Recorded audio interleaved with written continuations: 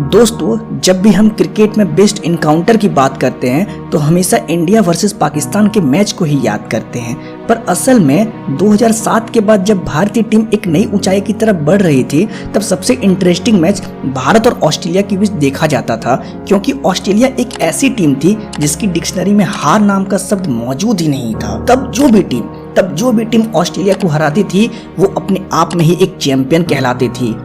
और तभी ऑस्ट्रेलिया के अंदर घमंड भी बहुत हुआ करता था। और कुछ ऐसा ही दृश्य देखा गया था साल 2006 में, जब ऑस्ट्रेलिया ने साल 2006 की चैंपियंस ट्रॉफी जीता था। फिर होना क्या था, उस वक्त के बीसीसीआई चेयरमैन शरद पवार ने ट्रॉफी ऑस्ट्रेलिया के हाथों में जैसे ही दिया, उन्हें स्टेज से धक्का देकर नीचे भेज दिया गया, मानो उनकी कोई इज्जत ही नहीं हो। पर घमंड इतना ही करो जितनी आप संभाल सको। और वह दिन आ ही गया जब एक बार फिर से भारतीय टीम को ऑस्ट्रेलिया का घमंड तोड़ने का मौका मिला। बात है साल 2007 की। करोड़ों धड़कनें उस वक्त ही थम गई जब सभी को पता चला क्वार्टर फाइनल ऑस्ट्रेलिया के साथ खेला जाएगा। और होता भी क्यों नहीं, कुछ महीने पहले ही ऑस्ट्रेलिया विश्व विजेता जो बनी थी। MS धोनी ने टॉस जीतकर बल्लेबाजी करने का फैसला लिया। हमारी सलामी जोड़ी वीरेंद्र सहवाग और गौतम गंभीर ओपनिंग करने उतरी और T20 के लहजे से भारतीय टीम की शुरुआत बड़ी ही धीमी रही। 3 ओवर खत्म होने के बाद स्कोर था महज 10 रन और इसका एक और वजह था वीरेंद्र सहवाग का चोटिल होना। और ऑस्ट्रेलियन टीम बार बार मानसिक दबाव बनाने का भी बहुत प्रयास कर रही थी। उसी बीच 5वें ओवर लेकर आए जॉनसन की दूसरी बॉल पर सहवाग कॉट बिहाइंड आउट हो गए।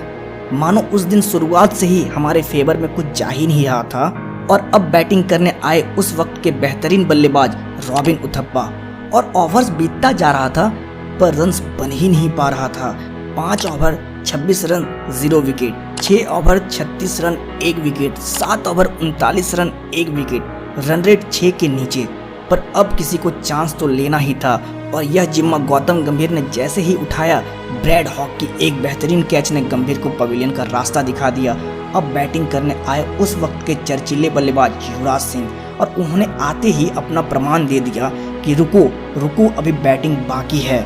अपने दूसरे ही बॉल खेल रहे युवराज ने क्लार्क्स की बॉल पर एक लंबा छक्का जड़ दिया। और कुछ ऐसा ही दृश्य देखने को मिला 10वें ओवर में। ब्रेटली को युवराज ने एक लंबा छक्का जड़ बता दिया कि आज किसी की नहीं चलने वाली। और युवराज ने घाव पर नमक तब छिड़का जब गेंदबाजी करने आए साइमंड्स।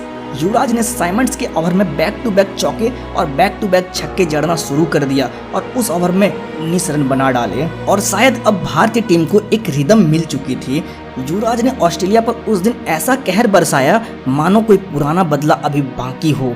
दोस्तों, ओवर्स बीतता गया और युवराज और धोनी ने एक कसर नहीं छोड़ा ऑस्ट्रेलिया की गेंदबाजों से बदला लेने का। युवराज की 30 बॉल पर 70 रन की पारी और धोनी की 18 बॉल पर 30 रन ने हमें एक फाइटिंग टोटल पर ले जाकर खड़ा कर दिया था। अब बारी थी ऑस्ट्रेलिया की बैटिंग की। पर असली खेल यहाँ से शुरू होने वाला था। अगर हम ऑस्ट्रेलिया की बैटिंग लाइनअप देखें तो Adam Gilchrist, Matthew Hayden, Brad Hogg, Andrew Symonds, Michael Hussey, Michael Clarke, Brad Hogg जैसे दिग्गज बैट्समैन भरे पड़े थे। भारत के गेंदबाजों के लिए ये चुनौतियां बहुत ही मुश्किल होने वाली थी। और कुछ ऐसा ही शुरुआत ऑस्ट्रेलिया ने किया। गिलक्रिस्ट और हैडन ने बैक टू बैक चौके और बैक टू बैक छक्के जड़ना शुरू कर दिया। 5 ओवर खत्म होने के बाद ऑस्ट्रेलिया का स्कोर था 36 रन विदाउट लॉस। अब भी भारतीय टीम अपने पहले विकेट की तलाश में थी और 5वें ओवर पर धोनी ने फिर से श्रीसंत को बॉलिंग पर लेकर आए और श्रीसंत की पहली ही बॉल गिलक्रिस्ट के विकेट पर जा लगी और गिलक्रिस्ट को पवेलियन का रास्ता दिखा दिया। और अब भारत को थोड़ी बहुत राहत मिल चुकी थी। पर इस विकेट का फर्क ऑस्ट्रेलियन बल्लेबाजों पर कुछ नहीं पड़ा, क्योंकि 8 ओवर बीत जाने के बाद ऑस्ट्रेलिया का स्कोर था 64 रन और वह भी महज एक विकेट ही खोकर। पर 19वें ओवर लेकर आए इरफान पठान की बॉल और जोगेंद्र शर्मा का वो अविश्वसनीय कैच, मानो यह कोई सपना से कम नहीं था। और अब बैटिंग पर आए साइमंड्स और हैडन और साइमंड्स ने भारतीय बॉलर को बैक टू बैक चौके और छक्के जड़ना शुरू कर दिया।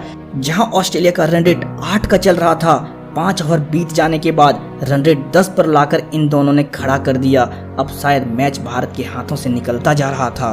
पर धोनी ने एक बार फिर से श्रीसंत पर भरोसा दिखाया और श्रीसंत ने हैडन को बोल्ड कर यह प्रमाण दे दिया था मैच अभी बाकी है मेरे दोस्तों। 16 ओवर बीत जाने के बाद ऑस्ट्रेलिया का स्कोर था 148 पर 3 विकेट और अब 17वें ओवर लेकर आए इरफान पठान ने साइमंड्स को भी एक बेहतरीन बॉल डालकर बोल्ड आउट कर दिया।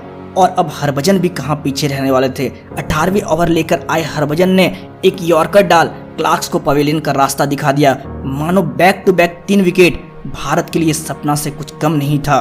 और अब ऑस्ट्रेलिया को जीत के लिए 2 ओवर में 27 रन की जरूरत थी, पर आरपी सिंह की वो 19वीं ओवर कोई कैसे भूल सकता है। आरपी ने महज 5 रन देकर यह पासा हमारी तरफ पलट दिया। अब शायद मैच हमारी तरफ पलट चुकी थी, क्योंकि आखिरी ओवर में ऑस्ट्रेलिया को 22 रन बनाने थे, पर ऑस्ट्रेलिया के लिए बहुत बड़ा स्कोर नहीं था। पर जोगिंदर शर्मा की वो आखिरी ओवर कोई कैसे भूल सकता है। आरपी सिंह और जोगिंदर शर्मा की वो 19वीं और 20वीं ओवर हमारे लिए बहुत कारगर साबित हुई, क्योंकि जोगिंदर ने महज 6 रन देकर और 2 विकेट लेकर भारत को विश्व विजेता की अंत पर ले जाकर खड़ा कर दिया। और कहते हैं ना, घमंड इतनी ही करो जितनी आप संभाल सको। और यहाँ से भारतीय टीम को एक नई दशा और दिशा मिलना स्टार्ट हो गया, और ऑस्ट्रेलिया ने भी मान लिया कि भारत जैसे टीम भी हमें हरा सकती है। दोस्तों, आप देख रहे थे क्रिकेट 10 AM। मेरा नाम है विकी, और कैसा लगा यह स्टोरी आप कमेंट सेक्शन में अपनी राय जरूर दे, और चैनल पर नए हैं तो सब्सक्राइब जरूर कर ले। मैं वादा करता हूँ ऐसे ही स्टोरी आपके लिए लेकर आता रहूँगा। धन्यवाद। जय हिंद, जय भारत।